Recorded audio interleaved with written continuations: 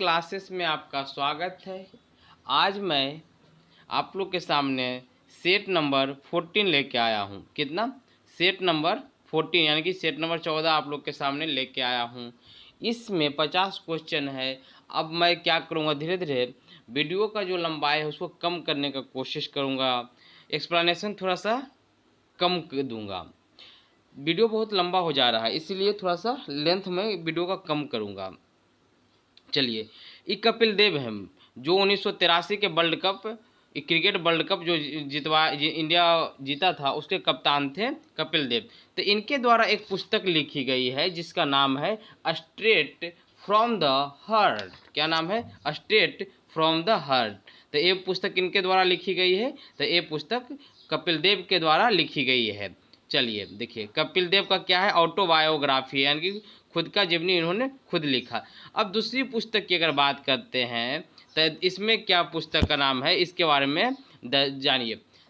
The algebra of infinite justice. क्या है? The algebra of infinite justice.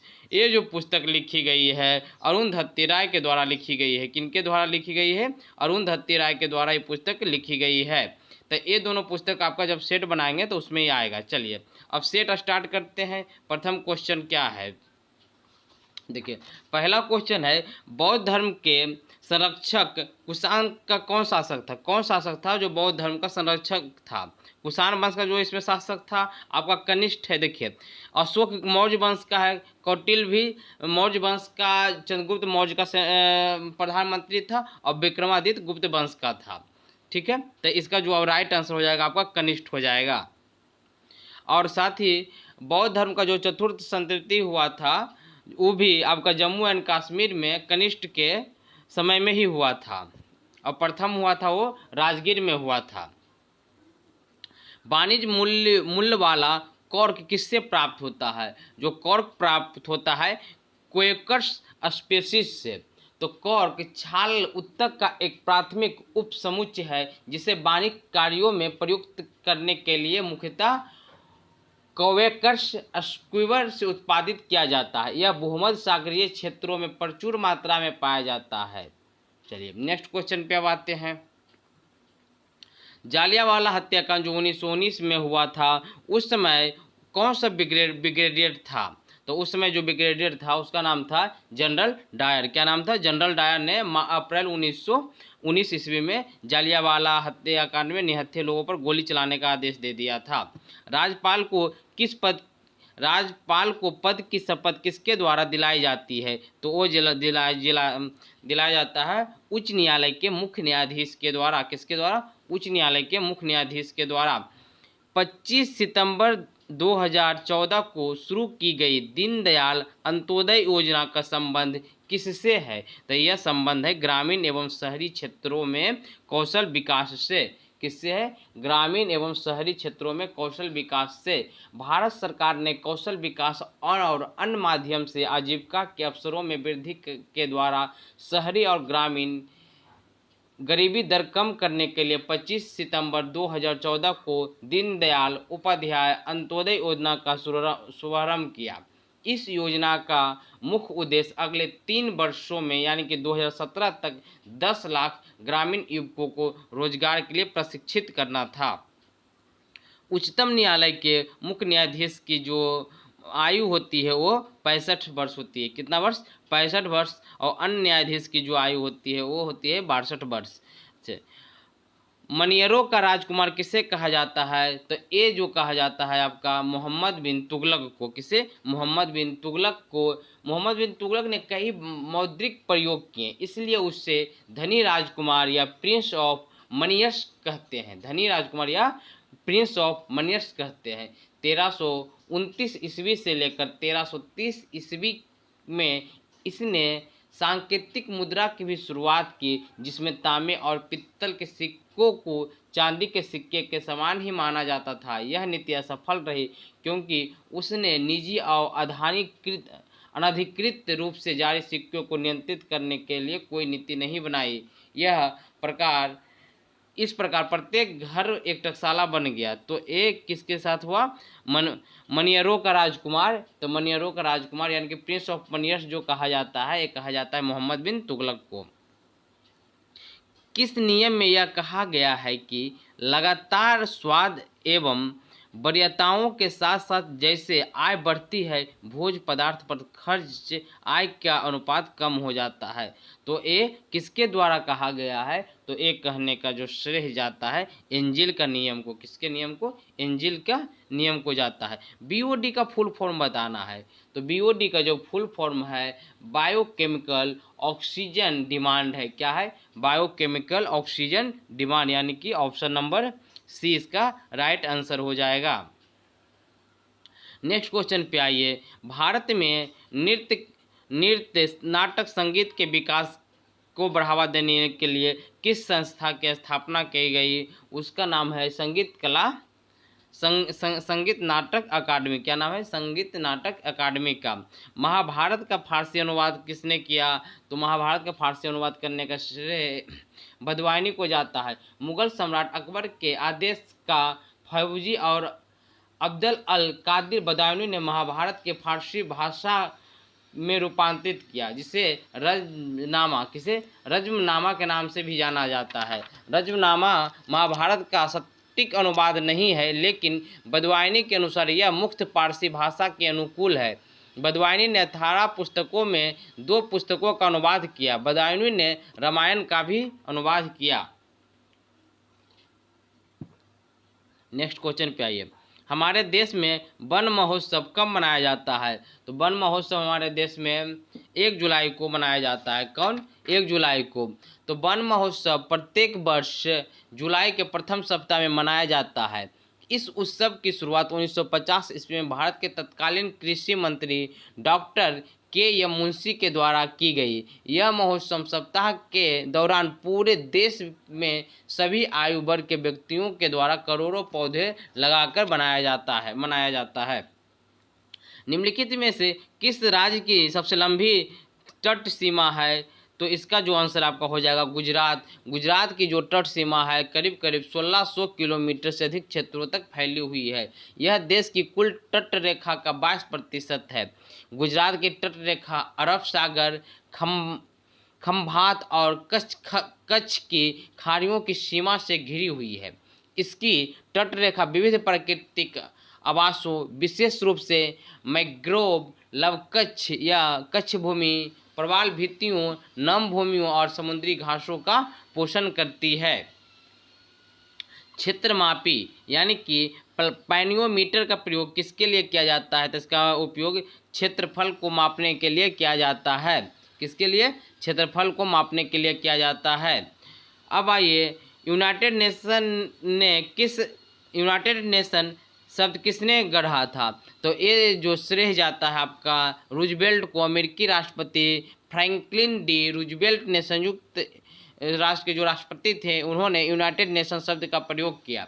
द्वितीय विश्व युद्ध के दौरान 1 जनवरी 1942 को संयुक्त राष्ट्र के घोषणा पत्र में इस शब्द का पहली बार प्रयोग किया गया। नेक्स्ट क्वेश्चन पे बैट किस पर लगाया जाता है? तो बैट जो लगाया जाता है उत्पादन और वितरण के सभी चरणों के दौरान फर्म द्वारा प्रत्येक वस्तु के मूल्य में जोड़ा जाता है।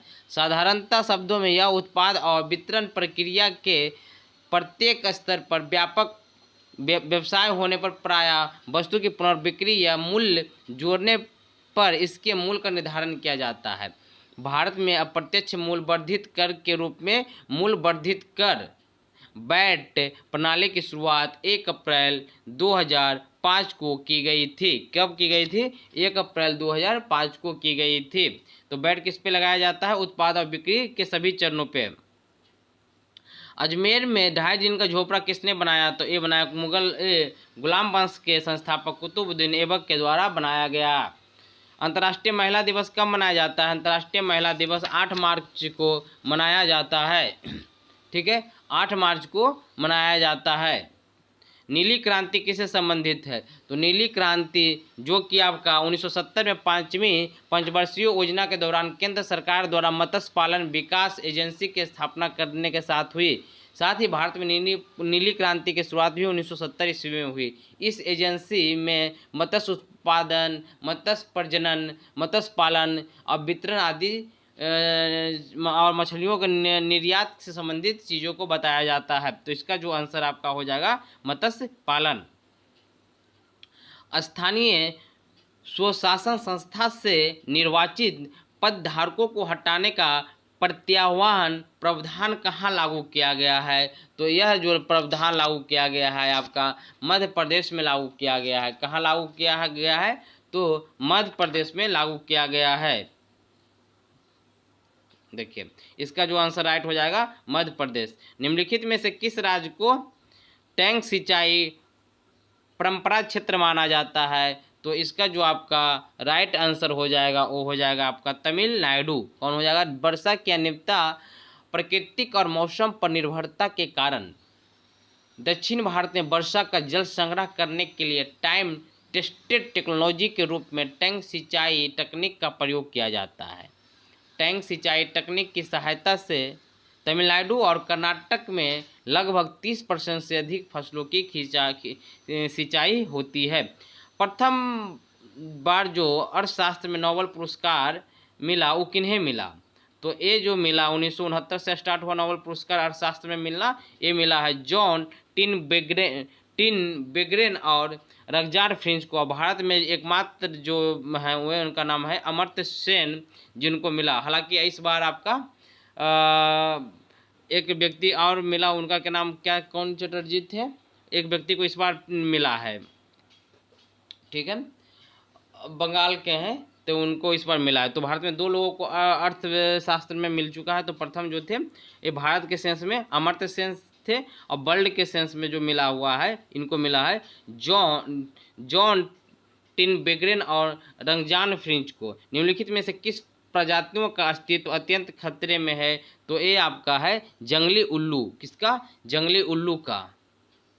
इसके पेड़ों के कटने और जलने और लॉन्गिंग ऑपरेशन के कारण यह प्रजाति बहुत ही संकटग्रस्त हो गई है। जूडो में सर्वश्रेष्ठ उपाधि, सर्वोच्च उपाधि किससे बोला जाता है? तो यह बोला जाता है 10वां डैन को। किसमें? 10वां डैन को। IMF का फुल फॉर्म क्या है? देखिए दोनों एक ही, इंटरनेशनल मॉनिटरिंग फंड। कौन है? International monitoring fund. राष्ट्रकूटों की प्रारंभिक राजधानी कहाँ थी? तो प्रारंभिक राजधानी एलोरा था। कहाँ था? एलोरा था जो प्रारंभिक राजधानी थी। हालांकि बाद में मैनखेट बना दिया गया था राजधानी। कहाँ? मैनखेट राजधानी बना दिया गया था। अरुंधति राय की पुस्तक, कौन सी पुस्तक अरुंधति राय के द्वारा लिखी गई है? तो हम आपको वीडियो के शुरुआत में बोले थे the algebra of infinite justice.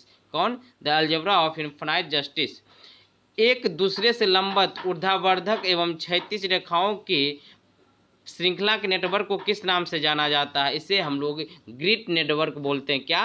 Grid तंत्र बोलते हैं। तो ग्रिड तंत्र एक दूसरे के लंबवत ऊर्ध्वाधर या क्षैतिज रेखाओं की एक श्रृंखला या एक नेटवर्क है। रेखाओं की एक श्रृंखला पूर्व से पश्चिम की ओर और दूसरी श्रृंखला उत्तर से दक्षिण की ओर रन करती है। ये रेखाएं एक साथ मिलकर मानचित्र में समान विमाओं वाले वर्गों को निरूपित करती है। देखिए क्या होता है इसमें, जैसे कि ये अर्थ है, पृथ्वी है, तो इस तरीका का जो रेखा है इसको बोलते हैं अक्षांश, और ऊपर से नीचे यानी कि उत्तर से दक्षिण जो जाता है उसे बोलते हैं देशांतर, और जहाँ पे मिलता है उसको बोलते हैं ग्रिड तंत्र। क्या बोलते हैं? ग्रिड तंत्र। भारत के सम्मानित बुजुर्ग ओल्ड ग्रैंडमैन की उपाधि किन्हें दिया गया है? तो दादा भाई नौरोबी को ये उपाधि दिया गया है। चलिए नेक्स्ट क्वेश्चन है, किसी उच्चतम न्यायालय के न्यायाधीशों के पेंशन प्रभारित किया जाता है? किसके द्वारा प्रभारित किया जाता है? तो ये प्रभारित किया जाता है आपका भारत की संचित निधि से। क्या? भारत की संचित निधि से। भारत की संसद द्वारा दल बदल विरोधी कानून किस वर्ष पारित किया गया था? तो ये राजीव गांधी के कार्यकाल में पारित किया गया था। इसका सही आंसर हो जाएगा 1985। क्या हो जाएगा? 1985 इसका सही आंसर हो जाएगा। जो कि 52वां संशोधन के तहत किया गया था। कि कैमा संशोधन? 52वां संशोधन के तहत। अच्छा, 1942 में भारत छोड़ो आंदोलन का शुरू होने का प्रमुख कारण क्या था? किस कारण से भारत छोड़ो आंदोलन शुरू हुआ था? तो क्रिप्ट मिशन की विफलता के कारण। क्रिप्ट मिशन की असफलता के बाद अखिल भारतीय कांग्रेस समिति ने 8 अगस्त 1942 ईस्वी को मुंबई में भारत छोड़ो आंदोलन का प्रस्ताव रखा और अगले ही दिन यानी कि 9 अगस्त 1942 को इसे पारित भी कर दिया गया। ठीक है। हुमायूं को किस लड़ाई में पराजित होकर भारत छोड़ना पड़ा? तो इसको बोलते हैं बिलग्राम यानी कि कन्नौज की लड़ाई, जो शेरशाह सूरी के साथ लड़ा गया था। निम्नलिखित में से किसको भारत का नेपोलियन कहा जाता है? तो ये जो कहा जाता है आपका समुद्रगुप्त को। किसे?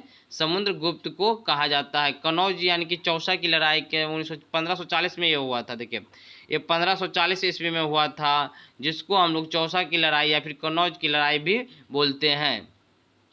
चलिए अगला क्वेश्चन, किस आंदोलन में हिंदुओं और मुसलमानों दोनों का समर्थन प्राप्त था? तो ये था असहयोग आंदोलन। किसका? असहयोग आंदोलन, जो 1 अगस्त 1920 ईस्वी को शुरू हुआ था।